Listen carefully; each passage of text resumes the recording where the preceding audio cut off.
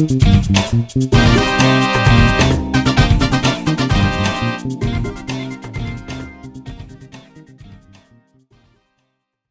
media must give female politicians, especially candidates, equitable access in the media. So if you are a female candidate and you approach a radio station for interview or a TV station and they ask you to pay money, you can write them and say that the Nigerian Media Code of Election Coverage gives you the right to be heard in the media. It's a weapon that I want you to use very, very well. That is there. Apart from that, apart from access, it also talks about the social responsibility of the media and journalists, and talks about the fact that part of our social responsibility is to report the issues of women during elections, and is categorized as underrepresented groups. The time to begin to sing the song that women will add value to governance, women, if elected, will make Nigeria better, it's now. The primaries have been concluded, even though there are still disputes here and there, all kind of drama on television. Campaigns officially are supposed to start, I think, this month, 17th of November. It will run for 3 months. So we don't really have the time. So the time really for us to get the work done is now. And I hope that there will be unity of purpose. That's why I was suggesting that charter. Because part of our problem is that those of us that are discriminated against, things that unite us, that we should be emphasizing, we don't emphasize it. That's why I'm thinking that, okay, if you have a common charter, at least you know that it is our pride if a woman gets elected, irrespective of the platform, because we know that these are the kind of things that they are going to push. I believe women make better politicians because we're already practicing at home. They make better managers. For us to manage different characters within the family would help. We manage the people, we manage the finances at home, we manage nurturing children in the house. And we're more humane. We're more humane. We have more compassion. We have listening ear to hearing different opinions, and we are conflict resolution people. We're always doing it. Children fighting, you have to let everybody know. So I believe women can manage the government better. We need a female president. I don't believe women should play a different role. There's a role in politics, period, and I believe we have very strong women. I'm one of them. I'm very strong, and there's no elective office I cannot run. But the thing is this, the enabling environment is not there. I mean, look at the last election, look at the parties with their very high nomination fees and all. How many women can afford it, really? How many? And even if you can afford it, do we have the godfathers? We have to start raising godmothers, which I'm doing now. I mentor younger ones, the female, the male, and I'm telling them 2023, I'm going to produce governors who are less than 45 years. Things have to change. We have to start learning to change. The youth, it is their future. I tell them it's your future. You have to be ready to grab it. You know, elections are not going to be positioned. The offices are not going to be handed over to you. You have to fight for it, and you have to start. I advise women, I run, like I said, I coordinate women in politics regardless of the political party.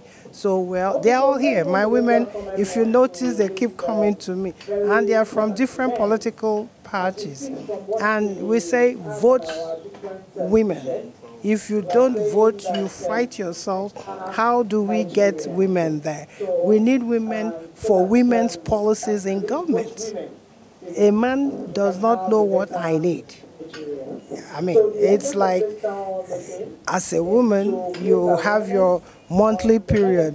The pain I have, a man does not know it. It's a woman who will say, oh, you know, I know somebody who has this pain. They take this particular drug, go try. But a man cannot recommend such things. They can't.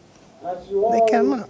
You know, so we need women in government to help with policies that help women.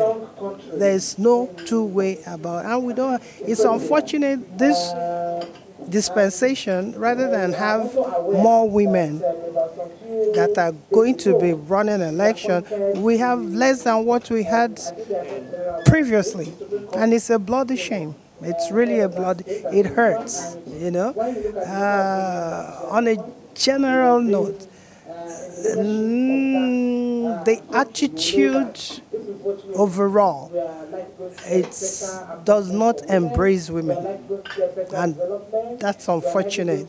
We have a lot of human resources in women, and we are not being tapped. Women are not being tapped. They don't make good use of women, and it's a shame. Like I keep saying, I'm one of them. I feel I'm being rendered dormant, and so I divert my energy to younger ones. Every quality that a good male politician possesses is possessed by a good female politician. However, there are certain characteristics of women.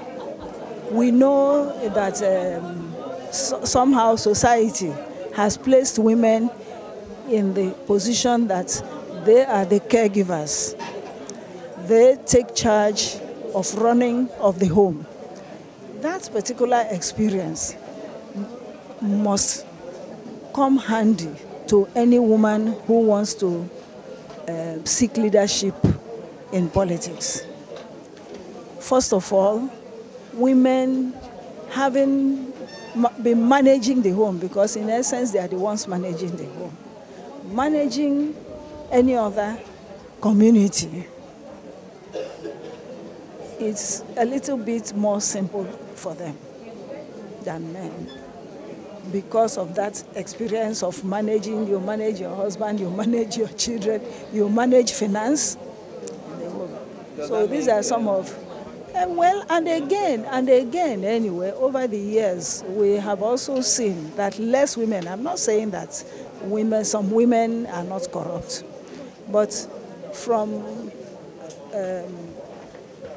what we have seen so far, whether within Nigeria or outside Nigeria, fewer women leaders have been accused or convicted for corruption than the men. So that's an added value, that women are less prone to corruption. Naturally, women are homemakers. If you look at the home, the mother, the father, and the children, how she keeps the fibre of the home together.